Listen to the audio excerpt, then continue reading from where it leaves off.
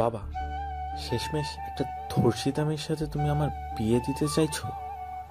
এই বিয়ে করতে আমি পারবো না।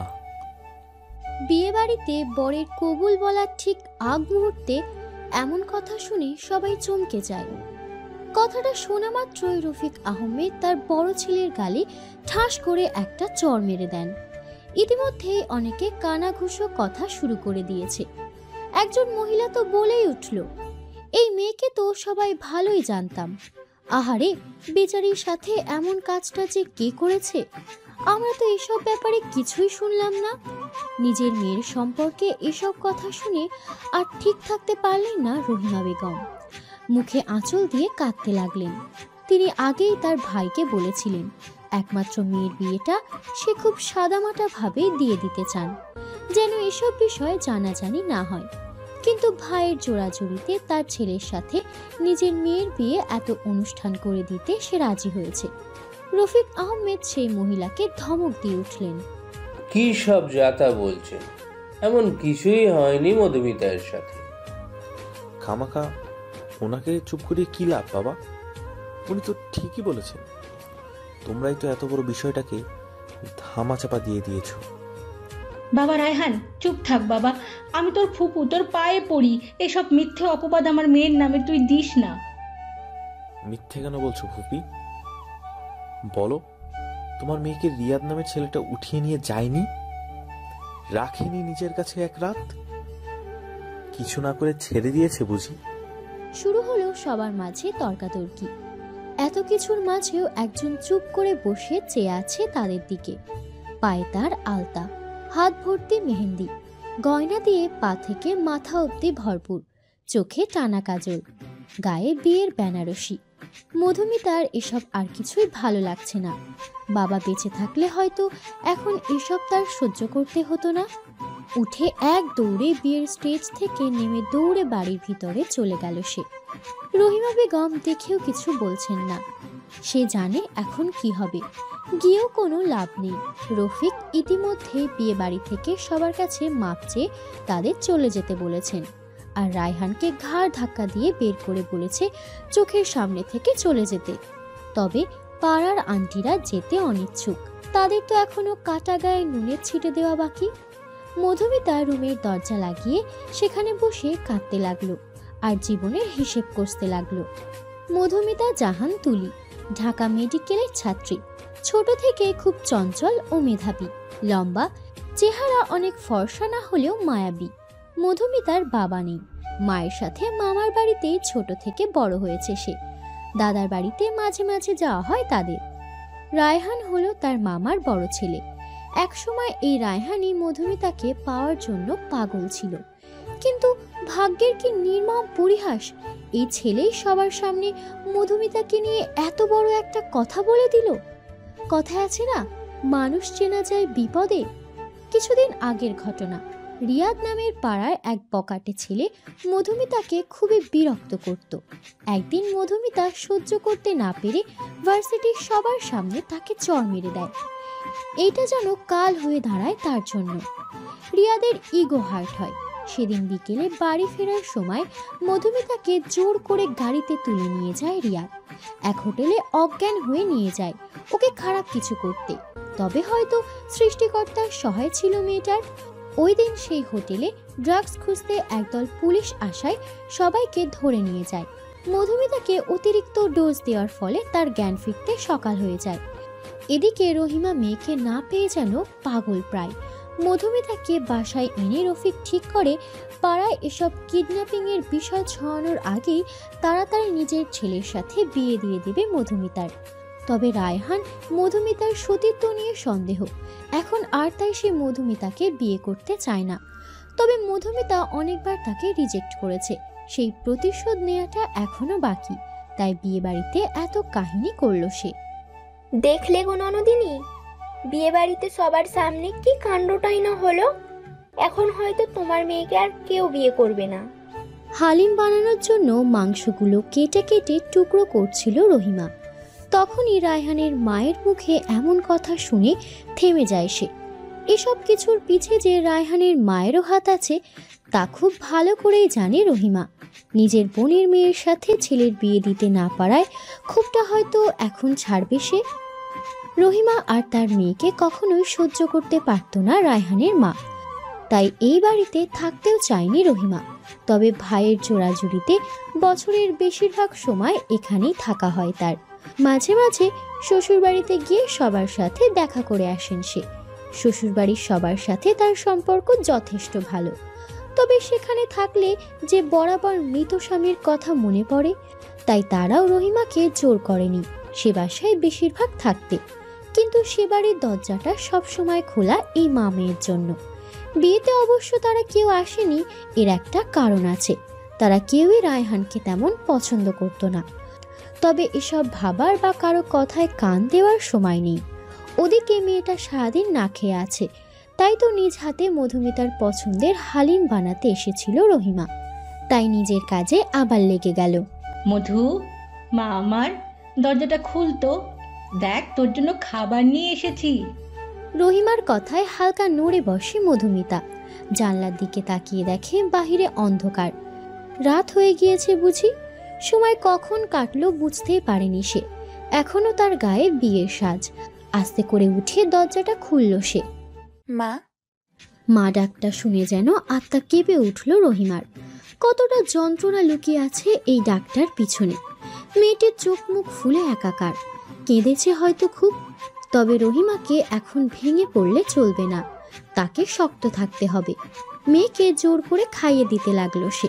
মধুমিতাও না করতে পারল না, পেটে যে একটা দানাও পড়েনি সকাল থেকে। মা, সবাই কি তোমাকে আমায় নিয়ে কথা শুনিয়েছে? কি সব বলছিস? কে কি বলবে? আর তোর মার হাতে এত ফালতু সময় কোথায় বলতো? আমি এখানে আর থাকতে চাই না মা। তুই চিন্তা করিস না মা, কারো কোনো কথা তোকে আমি শুনতে দিব না। কালকেই তোর দাদু বাড়ি গিয়ে উঠবো আমরা। সেখানে সবাইকে আমি জানিয়ে দিয়েছি, তোর বড় চাচা, ফুফু, তোর দাদি সবাই তোর জন্য অপেক্ষা করছে। আর মামা? তাকেও অনেক কষ্টে রাজি করিয়েছি। এখন খেয়ে ঘুমিয়ে পড়তো চুপ করে। মধুমিতা মায়ের কোলে মাথা রেখে ঘুমিয়ে যায়, আর রহিমা হাত বোলাতে থাকে মেয়ের মাথায়। পরের দিন সকালে তারা গিয়ে হাজির হয় মধুমিতার দাদুর বাড়িতে। ওনারা সবাই গ্রামেই থাকে, থাকবে নাই বা কেন? ওনারা তো জমিদার বংশ, গ্রামের প্রধান, সবার ভালো মন্দ তো তারাই দেখে। বাড়ির সামনে নামতেই রহিমার যেন আর তর সইছে না। ভাবিকে মনের সব কথা বলে নিজেকে হালকা না করলে সে থাকতে পারবে না। তাই মধুমিতাকে রেখে নিজেই ব্যাগ নিয়ে আগে ঢুকে গেল বাড়িতে। মায়ের কাণ্ড দেখে মধুমিতাও হেসে দিল। অনেকদিন পর গ্রামের গাছগাছালি, পুকুর এসব দেখে তারও ভালো লাগছে খুব। সেও তাই এদিক ওদিক তাকিয়ে ঢুকতে যাবে, তখনই কারোর সাথে ধাক্কা খেয়ে পড়ে যেতে নিল। সে যাতে পড়ে না যায় তাই সামনের লোকটি শার্ট খামচি দিয়ে ধরল। ওদের মাথার ওপর মধুমিতার ওড়না এসে পড়ে দুজনকে ঢেকে ফেলেছে একদম। এমন সময় সামনের ব্যক্তিটির কণ্ঠ শুনতে পায় মধুমিতা। স্টুপিড, কে তুমি? দেখে চলতে পারো না? আর আমার বাড়িতে চোরের মতন ঢুকছো কেন? বেশ কর্কশ কণ্ঠে বলে উঠল সোহান। ধমক খেয়ে সাথে সাথে নিজেকে ছাড়িয়ে নেয় মধুমিতা, আর বাতাসে উড়তে থাকা ওড়নাটা টেনে নিচে নামিয়ে নেয়। খোপাটাও খুলে গিয়েছে, অবাধ্য চুলগুলো সামনে এসে এলোমেলো ভাবে উঠছে। এদিকে সোহান একটু আগে অজানা কোনো রমণীকে ঝাড়ি দিলেও এখন এক দৃষ্টিতে মুগ্ধ হয়ে তাকিয়ে আছে তার দিকে। খোলা চুলে বাঙালি মেয়েদের এত সুন্দর লাগে কেন? যেন মনে হচ্ছে দুনিয়াটা থেমে গেছে। তবে এই ঘোরটার বেশিক্ষণ রইল না। নিজের অনুভূতিকে কিভাবে নিয়ন্ত্রণ করতে হয় তা খুব ভালো করে জানা আছে। এই, কে আপনি? আর একটু আগে আমাকে ঝাড়ি মারলেন কেন? সোহান যেতেই নিয়েছিল, তবে মধুমিতার কথায় থেমে যায়। পিছনে ফিরে তাকায় মধুমিতার দিকে। তখন ওড়নার নিচে থাকায় মধুমিতাকে চিনতে পারেনি, তবে এখন ঠিকই চিনতে পারছে। তবে মধুমিতা হয়তো চিনতে পারেনি তাকে। চিনবেই কি করে? যে কয়েকবার এ বাসায় এসেছে সেই কয়েকবারই পড়াশোনার খাতিরে ঢাকায় ছিল সোহান। মহাপুরুষদের সুন্দরী নারীদের সাথে অযথা কথা বলাটা শোভা পায় না। এ কথা বলেই সোহান বাড়ির ভিতরে ঢুকে গেল। মধুমিতা হাঁ করে তাকিয়ে আছে ছেলেটা ইগো দেখিয়ে অপমান করলো নাকি সুন্দরী বলে সুনাম করলো কিছুই বুঝতে পারছে না সে। আর কিছু না ভেবে সেও বাসায় প্রবেশ করলো। আজ জমিদার বাড়িতে হরেক রকমের খাবারের আয়োজন করা হয়েছে। মুরগির রোস্ট, পোলাও, গরুর গোস্ত থেকে শুরু করে খাসির মাংস কিংবা হরেক রকমের পায়েস, সেমাই, সবকিছু যেন ভরপুর রান্না হয়েছে। মনে হচ্ছে যেন বিয়ে বাড়ির অনুষ্ঠান। মনে হবেই নাই বা কেন, আজ কতদিন পর পুরো পরিবার একসাথে দুপুরের খাবার খাবে। মধুমিতার বড় চাচা সোহেল সরকার, তার 2 মেয়ে 1 ছেলে। বড় মেয়ে মুক্তা স্বামী নিয়ে দেশের বাহিরে পাড়ি জমিয়েছে। ছোট মেয়ে সিনহা এবার 10ম শ্রেণীতে পড়ে। আর একমাত্র ছেলে সোহান সরকার, পেশায় একজন ডক্টর। মধুমিতার ছোট ফুফু শিফা, তার 1 মেয়ে ঝুমুর, এক ছেলে যে বড় তার নাম মীরাব। সাথে তো মধুমিতার দাদা দাদি আছে। এতদিন পর সব ভাই বোনেরা একসাথে হয়ে কত খুশি। ডাইনিং রুমে বসে সবাই আড্ডা দিতে ব্যস্ত। মধুমিতাও যেন সব ভাই বোনকে একসাথে পেয়ে খুব খুশি। শুধু মুক্তা আপুকে খুব মিস করছে সবাই। আর সোহান হলো সবার বড়। সে একপাশে চুপ করে ডোন্ট কেয়ার ভাব নিয়ে ফোন টিপছে। এই মৌমাছির মধু, তোর চুল এত বড় কেন রে? তোরে কতবার বলছি আমারে মৌমাছির মধু ডাকবি না। ওর তো ঘাড়ের রগ সব তেরা, বলে লাভ নাই মধু আপু। ওর তো পুরা মাথাই নষ্ট। নতুনের কি? এই পুরো গ্রুপ পেলে আমাকে পচালে ভালো হবে না, কিন্তু বলে দিলাম। পচাবো না কেন? তোর জন্য তো আমি একটা নতুন নামই ভাবছি। আজ থেকে তোর নাম মুরগির পায়ের নুপুর। বাহ, কি মেধা আমার! নোবেল পাওয়ার যোগ্যতা রাখে। পরে তুই গাইবি আর নাচবি, ঝুমুর ঝুমুর নুপুর বাজে, মুরগি মেলেছে পাখনা আয়া। থাক, বেচারিকে আর কেউ পচাবে না। ছোট আম্মু দেখো, সবাই আমাকে মানসিক নির্যাতন করছে। কার এত বড় সাহস রে আমার পরি মেয়েটারে কথা শোনায়? ও পড়ি না ছোট আম্মু, ও হলো পেতনি। দেখো না চুলগুলো কেমন কোকড়ানো। সবাই এভাবেই নিজেদের মধ্যকার খুনসুটি দিয়ে আছে। আর সোহান যেন এসব চেঁচামেচিতে বেশ বিরক্ত হচ্ছে। সে ওদের সবার স্বভাবের সম্পূর্ণ বিপরীত। তার সব সময় শান্ত পরিবেশই ভালো লাগে। গম্ভীর স্বভাবেরও বলা যেতে পারে। তবে চোখে চশমা পরে থাকা সিল্কি চুলের ছেলেটাকে চাইলেও কেউ ইগনোর করতে পারবে না।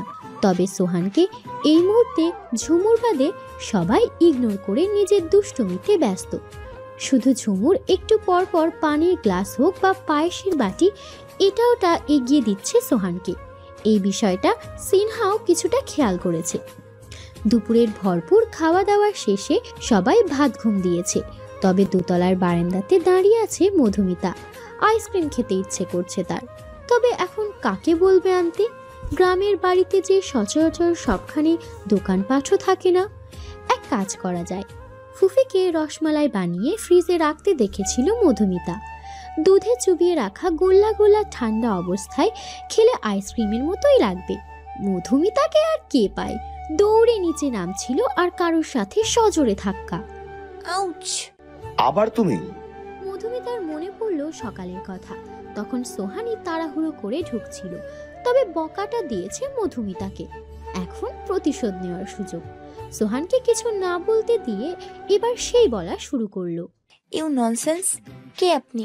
দেখে চলতে পারেন না? আর আমার রুমের সামনে চোরের মতো ঘুরছেন কেন? একটু আইসক্রিম খুঁজতে দিবেন না নাকি? এই কথা বলে এই মধুমিতা একটা ধো দৌড় লাগালো। ওকে আর পায়কে। সোহান পুরো ভ্যাবাচাকা খেয়ে গেল। সবসময় সে সবাইকে কথা শোনায়, আজ এই 2 দিনকার পিচ্ছি মেয়ে কথা শোনালো তাকে। আর কি বলল সে? চোরের মতো রুমের সামনে ঘুরছে। পাশের রুমটাই তো তার, নিজের রুমে যাবে না নাকি সে? এর বদলা সোহান সরকার ঠিক পরে নিয়ে ছাড়বে। একদিন বিকালবেলা সবাই ঠিক করেছে আজ সবাই মিলে গ্রামের বড় জঙ্গলে ঘুরতে যাবে। ট্রুথ ও ডেয়ার খেলাও খেলবে সব ভাই বোন মিলে। তবে সোহান এসব খেলায় যেতে চায় না। কিন্তু বাবা সোহেল এর জিদের কাছে হার মেনে ওকে ওদের দায়িত্ব নিতে হয়। ওরা সবগুলোই তো বাচ্চা বাচ্চা মেন্টালিটি নিয়ে থাকে, তার সাথে ম্যাচিওর কাউকে তো থাকাই উচিত। সবাই অবশেষে জঙ্গলে এসে হাজির হলো। গাছগাছালিতে ভরা ঘন জঙ্গলে আলো আসছে খুব কষ্ট করে। মনে হয় যেন সন্ধ্যা হয়ে গিয়েছে। একটা খোলা জায়গায় সবাই গোল হয়ে বসেছে, মাঝে একটা বোতল। এখন ট্রুথ আর ডেয়ার খেলার পালা। প্রথমে মীরা বোতল ঘোরালো, মুখের দিক সিনহার দিকে এসে পড়েছে। ট্রুথ নাকি ডেয়ার? ট্রুথ। ক্রাশের নাম বল। লাজুক ভঙ্গিতে মুর্তাসিম আর হামজা। এরা তো পাকিস্তানি ড্রামার নায়ক। একটা থাপ্পড় দিয়ে ড্রামা দেখা বের করে দেবো একদম। সামনে এক্সাম আর উনি পড়া বাদ দিয়ে ড্রামা দেখে? এই বয়সে ক্রাশ কি আবার? ভাইয়া, এগুলো কেমন ব্যবহার? এই জন্যই তোমাকে আমরা আনতে চাইনি। নিজে তো বুড়ো আনরোম্যান্টিক হয়ে গেছো, আমাদেরও এমন বানাতে চাও নাকি? আমি বুড়ো আনরোম্যান্টিক? ঠিকই তো বলছে।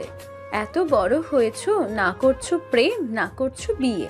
বড় ভাইয়ের সাথে কিভাবে কথা বলতে হয় ম্যানেজ ভুলে গেলি দেখি। নিজেই জানে না, আর একজনকে শেখায়। সোহান কিছু বলতে যাবে, এর আগে ঝুমুর চিল্লিয়ে বলে উঠল, মধুমিতা, তোর গায়ে যোগ। আ এক চিৎকারে সবার কানের পর্দা ফাটিয়ে দিয়েছে। গাছে বাড়ি খেয়ে ওর চিৎকারের আওয়াজ আবার প্রতিফলিত হচ্ছে। সবাই চোখ বন্ধ করে কানে হাত দিয়ে মাথা নিচু করলো। এত জোরে তো 10টা বক্স একসাথে বাজলেও আওয়াজ হয় না। এদিকে ভয়ে মধুমিতা সিনহাকে এমনভাবে চেপে ধরেছে যেন ওর দম যায়। যতই ঝগড়া করুক বোনই তো। সোহান আর কিছু না ভেবে মধুমিতাকে ছাড়িয়ে নিজের কাছে নিল। মধুমিতার আর এত কিছুর হুঁশ নেই। ও সামনের ব্যক্তির বুকে মাথা রেখে শক্ত করে জড়িয়ে ধরল তাকে।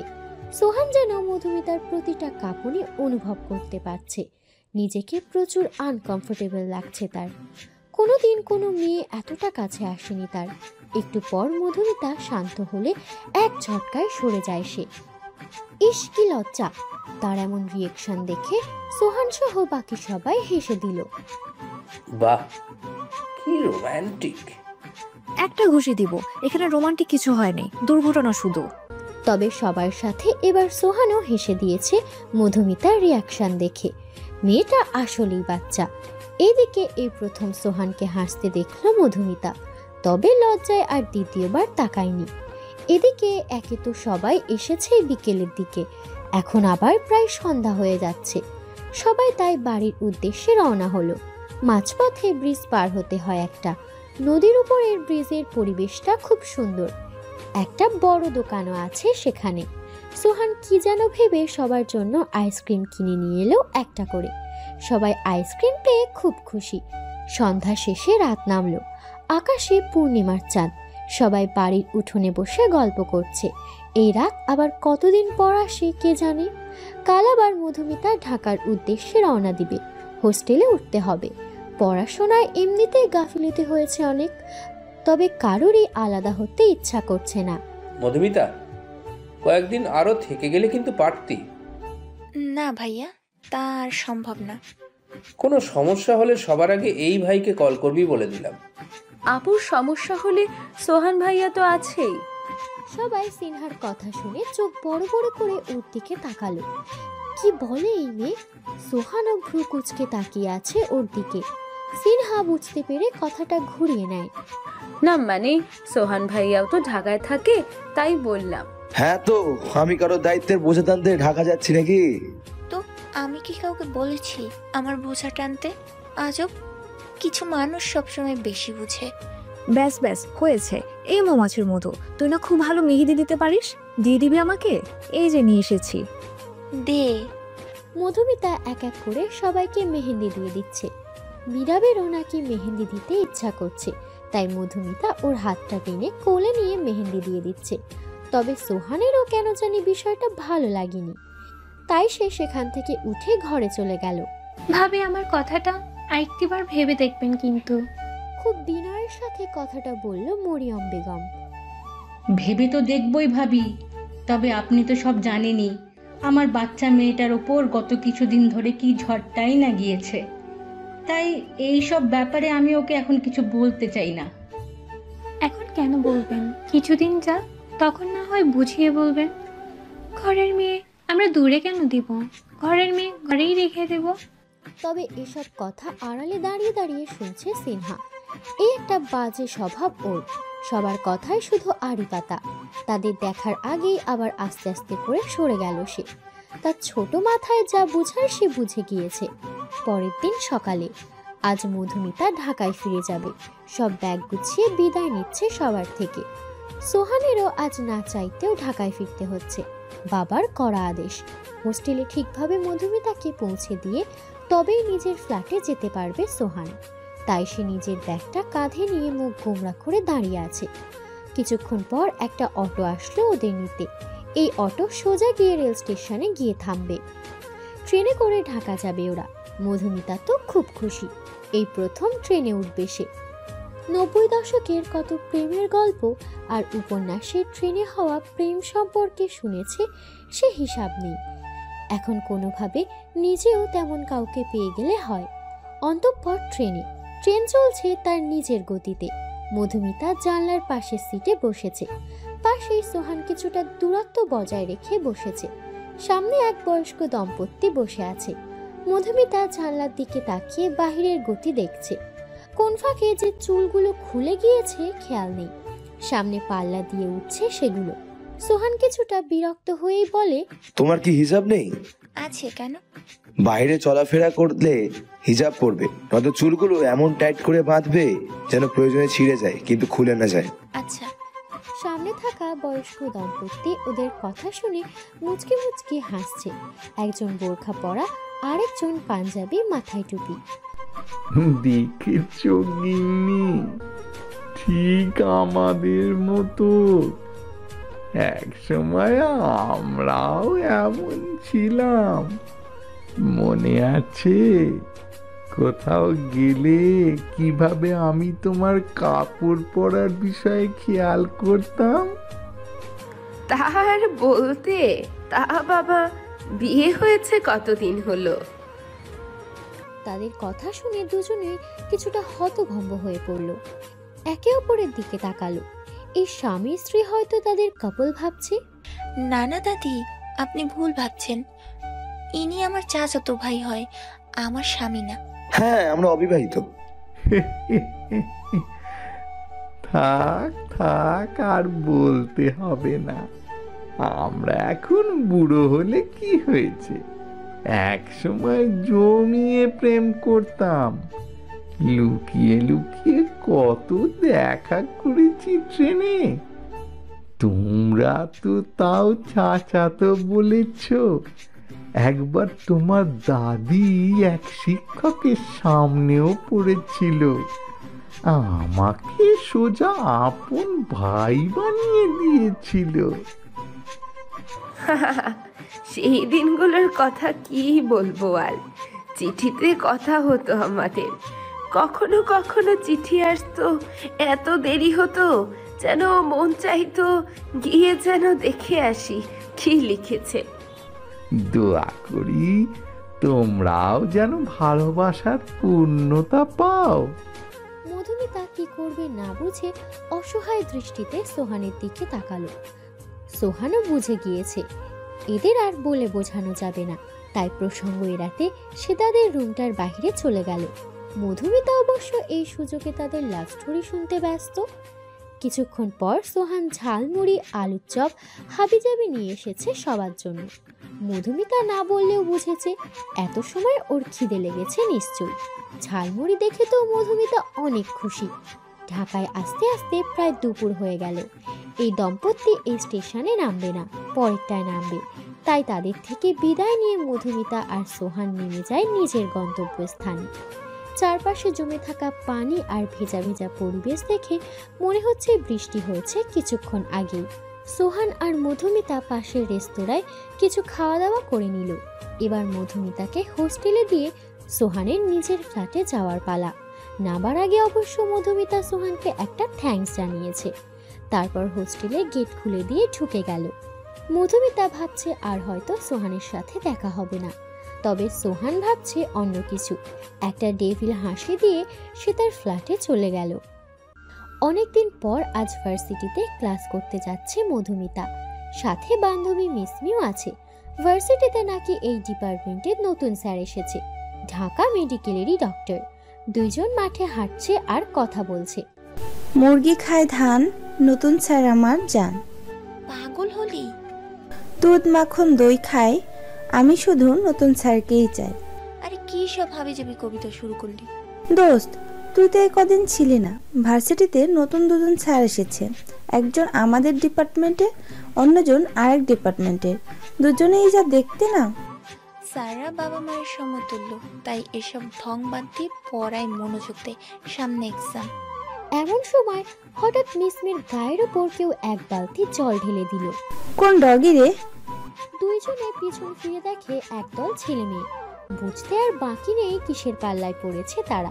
ভার্সিটিতে পড়তে আসবে, র্যাগিং এর পাল্লায় পড়বে না, এমন খুব কম ছেলে মেয়েদের সাথেই হয় আজকাল।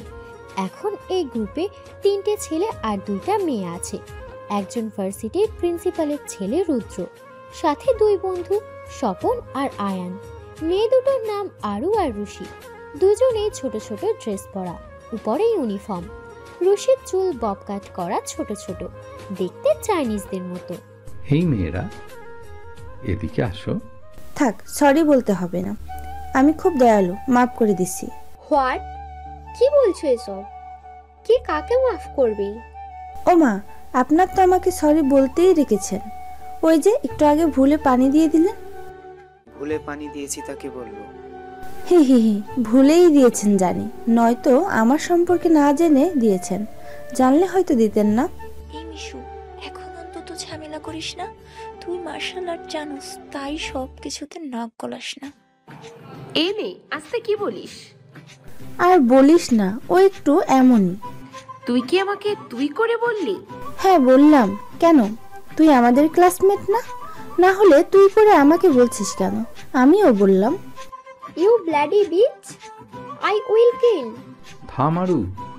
রুদ্র পা থেকে মাথা অব্দি মিসমিকে দেখে নিল।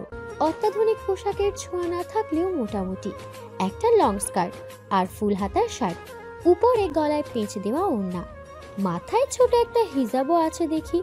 মেয়েটার সাহস আছে মানতে হবে। পাশের মেয়েটার থেকে এই মেয়েটাকে বেশ মনে ধরেছে রুদ্র। নাম কি তোমার?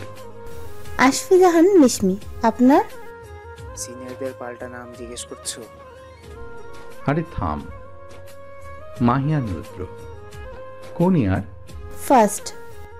ওহো, পানি দেওয়ার জন্য সরি, এখন যাও। It's okay. মধুমিতা মিসমিকে টেনে নিয়ে ক্লাসের দিকে চলে গেল। এই মেয়ের বেশি সাহসের জ্বালায় মধুমিতা শেষ। বাকিরা তো হা করে রুদ্রর দিকে তাকিয়ে আছে। যে রুদ্রর সামনে কেউ একটা বাড়তি কথা বললে তার খবর হয়ে যেত, সেই রুদ্রর আজ কি হলো? তো কি হলো এটা? কোনটা কি হলো? এই যে মেয়েটাকে লাই দিয়ে মাথায় উঠিয়ে নাচালি। লাই কই দিলাম, জাস্ট একটু কথা বললাম আর কি। ডাল মে কুছ কালা है। ডাল মে কুছ কালা नहीं, पूरा डाल ही काला है। থাম তো, আমি ভাই সোজা কথার মানুষ। মেয়েটাকে ভালো লেগেছে, ওর ব্যাপারে খোঁজ নিয়ে দেখ তো। চল এখন ক্লাসে যাই, সময় হয়ে গেছে ক্লাসের। ক্লাসে বসে বসে গল্প করছে মিসমি আর মধুমিতা। কাল সকালে দুইজন নীলক্ষেত যাবে, কিছু গল্প আর উপন্যাসের বই কিনবে। কাল ভার্সিটি বন্ধ। এসব কথা বলতে বলতে কখন যে স্যার এসেছে তা দুজনের খেয়ালই নেই। বসেছেও একদম লাস্ট বেঞ্চে। এদিকে স্যার ক্লাসে ঢুকে দেখে সবাই দাঁড়িয়েছে, শুধু দুইজন এখনো জমিয়ে আড্ডায় ব্যস্ত। স্যার সবাইকে বসতে বলে চোখের চশমাটা আঙুল দিয়ে একটু ধাক্কা দিল। ক্লাসের কিছু মেয়েরা তো হাঁ করে তাকিয়ে আছে। স্যার সামনের বইটা মুখের সামনে ধরে পাতা উল্টাতে লাগলো। মিস মধুমিতা এবং তার পাশের জন কাইন্ডলি একটু দাঁড়াবেন। হঠাৎ নিজেদের কথা শুনে মধুমিতা ও মিসমি একটু হকচকিয়ে গেল। আরে সামনে বই নিয়ে কে দাঁড়িয়ে আছে? স্যার হয়তো। কখন এলো? अब हम दोनों का क्या होगा ভাতিজি? চুপ কর। সরি স্যার, আর হবে না। আমরা আসলে খেয়াল করিনি যে আপনি এসেছেন। পুরো ক্লাস ওদের কথা শুনে হেসে দিল। এই এক ধরনের ছাত্ররা সব ক্লাসেই থাকবে, কারণ ছাড়াই শুধু হাসবে আর দাঁড়িয়ে থাকা লোকেদের বিব্রতকর পরিস্থিতিতে ফেলবে।